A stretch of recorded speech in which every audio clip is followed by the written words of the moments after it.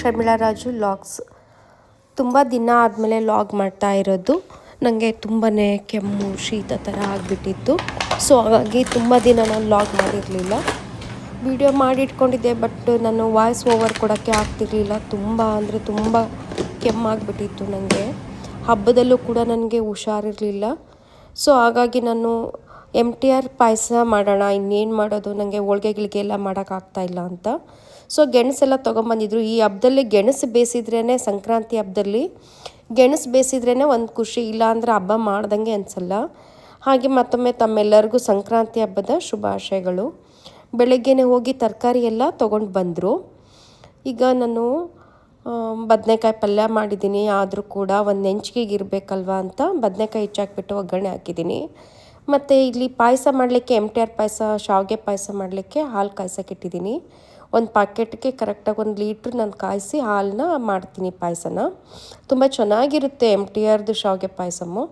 ಇದು ಸ್ವಲ್ಪ ಚಿತ್ರಾನ್ನ ಮಾಡಲಿಕ್ಕೆ ಮಧ್ಯಾಹ್ನಕ್ಕೂ ಆಗುತ್ತಲ್ವ ಅಂತ, ಸೊ ಚಿತ್ರಾನ್ನ ಮಾಡಲಿಕ್ಕೆ ಒಗ್ಗರಣೆ ಮಾಡಿಟ್ಕೊಂಡಿದ್ದೀನಿ. ಮೂಲಂಗಿ ಸಾರು ಮಾಡಿದ್ದೀನಿ, ಮತ್ತು ಕೋಸಂಬರಿಗೆ ಹೆಸರುಬೇಳೆ ನೆನೆ ಹಾಕಿದ್ದೀನಿ.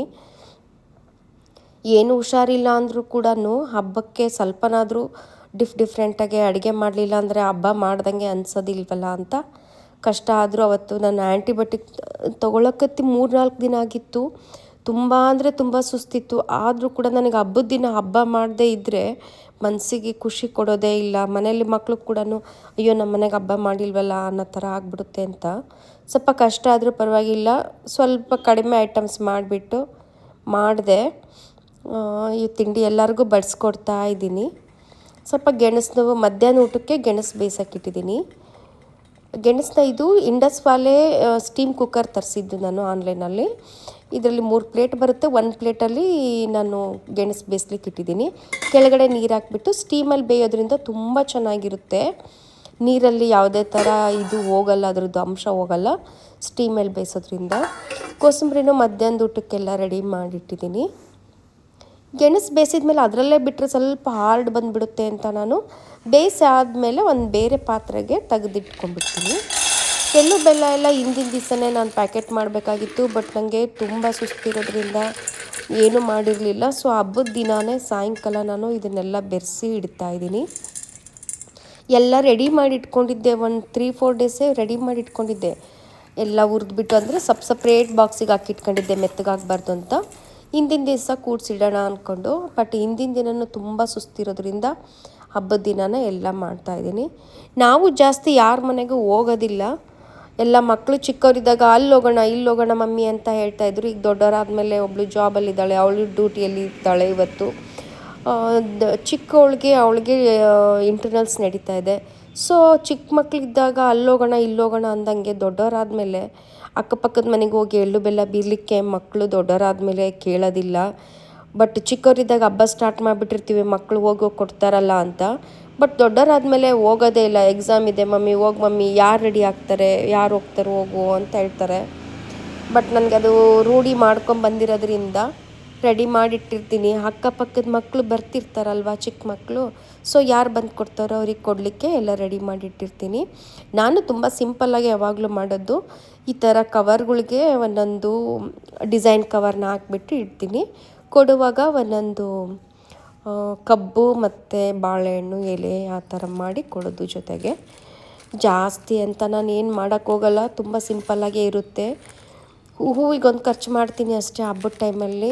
ಹೂವು ಚೆನ್ನಾಗಿ ತಂದರೆ ಹಬ್ಬ ಚೆನ್ನಾಗೆ ದೇವ್ರ ಕೋಣೆ ಎಲ್ಲ ಶೃಂಗಾರ ಮಾಡಲಿಕ್ಕೆ, ಪೂಜೆ ಮಾಡಲಿಕ್ಕೆ ಅಂತೇಳಿ. ಸೊ ಈ ಥರ ನಾನು ಸಿಂಪಲ್ಲಾಗೆ ಮಾಡಿದ್ದೀನಿ. ಇವಾಗ ನಾನು ರೆಡಿ ಆಗ್ತಾಯಿದ್ದೀನಿ.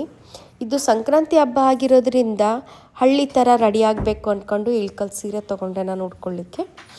ಇದು 1.5 ವರ್ಷ ಆಯಿತು ಇಳ್ಕಲ್ ಸೀರೆ ತೊಗೊಂಡು ನಾನು. ತುಂಬ ಚೆನ್ನಾಗಿದೆ. ಮೈಸೂರಲ್ಲಿ ಸುಮಂಗ್ಲಿ ಶಾಪಲ್ಲಿ ತೊಗೊಂಡಿದ್ದು. ಅವ್ರ ಹತ್ರ ಒಂದು 3 ಇತ್ತು ಕಲೆಕ್ಷನ್ನು. 3ರಲ್ಲಿ 2 ಕಲೆಕ್ಷನ್ ನಾನೇ ತೊಗೊಂಬಂದ್ಬಿಟ್ಟೆ. ತುಂಬ ಚೆನ್ನಾಗಿದೆ. 3,500 ಇದಕ್ಕೆ. ತುಂಬ ಚೆನ್ನಾಗಿದೆ ಮೆಟೀರಿಯಲ್ ಅಂತೂ. ಕಾಟನ್ ಥರನೂ ಅನಿಸುತ್ತೆ, ಸಿಲ್ಕ್ ಥರನೂ ಅನಿಸುತ್ತೆ. ಸಾಫ್ಟ್ ಮೆಟೀರಿಯಲ್ ಇದೆ. ಇಲ್ಲಿಗೆ ಒಂದು 3 ಸಲ ಉಟ್ಕೊಂಡಿದ್ದೀನಿ, ಬಟ್ ಸೀರೆ ಸುಕ್ಕವಾಗಲ್ಲ, ಚೆನ್ನಾಗಿರುತ್ತೆ. ಬಟ್ ಉಡುವಾಗ ಒಂದು ಸಲ ಐರನ್ ಮಾಡಿಕೊಂಡ್ರೆ ಇನ್ನೂ ಚೆನ್ನಾಗಿ ಕಾಣುತ್ತೆ ಅಂತ ಐರನ್ ಮಾಡಿಕೊಂಡೆ.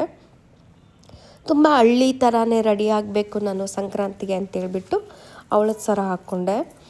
ಅದು ವೆಸ್ಟರ್ನ್ ಥರ ಯಾವುದು ಬೇರೆ ಥರ ಹಾಕ್ಕೊಳ್ಳೋದು ಬೇಡ ಸರಗಳು ಅಂತೇಳ್ಬಿಟ್ಟು ಈ ಥರ ಫುಲ್ ಟ್ರೆಡಿಷ್ನಲಾಗಿ ರೆಡಿ ಆಗಬೇಕು ಅಂತ ಈ ಥರ ಸಂಕ್ರಾಂತಿ ಹಬ್ಬಕ್ಕೆ ರೆಡಿ ಆದೆ. ನೆಕ್ಸ್ಟು ಹಬ್ಬ ನಾನು ಪೂಜೆ ಎಲ್ಲ ಮಾಡಿ ಆಗಿತ್ತು. ಬಟ್ ಸ್ಯಾರಿ ಎಲ್ಲ ಉಟ್ಟಾದಮೇಲೆ ದೇವ್ರ ಹತ್ರ ಹೋಗ್ಬಿಟ್ಟು ಎಲ್ಲದ ನೈವೇದ್ಯ ಮಾಡ್ತಾಯಿದ್ದೀನಿ. ಪೂಜೆ ಎಲ್ಲ ಸ್ನಾನ ಆದ ತಕ್ಷಣವೇ ಮಾಡಿಬಿಡ್ತೀನಿ. ನೈವೇದ್ಯ ಎಲ್ಲ ಬಟ್ಟೆ ಎಲ್ಲ ಹಾಕ್ಕೊಂಡ್ಮೇಲೆ ನೀಟಾಗಿ ಹೂವೆಲ್ಲ ಮುಟ್ಕೊಂಡ್ಬಿಟ್ಟು ಆಮೇಲೆ ಎಡೆ ಮಾಡಿದೆ. ಎಳ್ಳು ಬೆಲ್ಲ ಎಡೆ ಮಾಡಿದ್ದೀನಿ. ಹಬ್ಬದ ದಿನ ದೇವಸ್ಥಾನಕ್ಕೆ ಹೋಗಿ ಬರೋಣ ಅಂತ ಇದು ಮಾಡ್ಕೊಂಡ್ವಿ. ಎಲ್ಲರೂ ದೇವಸ್ಥಾನಕ್ಕೆ ಹೋಗಿ ಬರೋಣ ಅಂತ. ಬಂದಂತಮ್ಮ ಟೆಂಪಲ್ಲು ಮೈಸೂರಲ್ಲಿದೆ. ಸೊ ಬಂದಂತಮ್ಮ ಟೆಂಪಲ್ಗೆ ಹೋಗಿದ್ವಿ. ಅದು ಚಾಮುಂಡಿ ವಿಗ್ರಹ ಇಟ್ಟು ಪೂಜೆ ಮಾಡ್ತಾರೆ. ತುಂಬ ಅಂದರೆ ತುಂಬ ಖುಷಿ ಆಗುತ್ತೆ ಆ ದೇವಸ್ಥಾನಕ್ಕೆ ಹೋದರೆ ನನಗೆ. ಸೊ ಅಲ್ಲಿ ಒಳಗಡೆ ಎಲ್ಲ ನಾನು ವಿಡಿಯೋ ಎಲ್ಲ ಮಾಡ್ಕೊಳ್ಳಿಲ್ಲ, ಹೊರಗಡೆ ಅಷ್ಟೇ ವಿಡಿಯೋ ಮಾಡ್ಕೊಂಡ್ವಿ. ತುಂಬ ಚೆನ್ನಾಗಿ ಡೆಕೋರೇಷನ್ ಮಾಡ್ತಾರೆ. ಗರ್ಭಗುಡಿ ಅಂತೂ ತುಂಬ ಚೆನ್ನಾಗಿ ಡೆಕೋರೇಷನ್ ಮಾಡಿರ್ತಾರೆ. ಹೂವಂತೂ ಅಷ್ಟು ಇಷ್ಟು ಮುಡಿಸಿರಲ್ಲ, ತುಂಬ ಚೆನ್ನಾಗಿರುತ್ತೆ. ಅಲ್ಲಿಗೆ ಹೋಗಿ ಬಂದರೆ ನನಗೆ ಬೆಟ್ಟಕ್ಕೆ ಹೋಗಿ ಬಂದಷ್ಟೇ ಸಂತೋಷ ಆಗುತ್ತೆ. ಈ ಥರ ಸಂಕ್ರಾಂತಿ ಹಬ್ಬ ಮಾಡಿದ್ವಿ. ನಿಮಗೂ ಎಲ್ಲರಿಗೂ ಸಂಕ್ರಾಂತಿ ಹಬ್ಬದ ಶುಭಾಶಯಗಳು. Thank you for watching. Take care.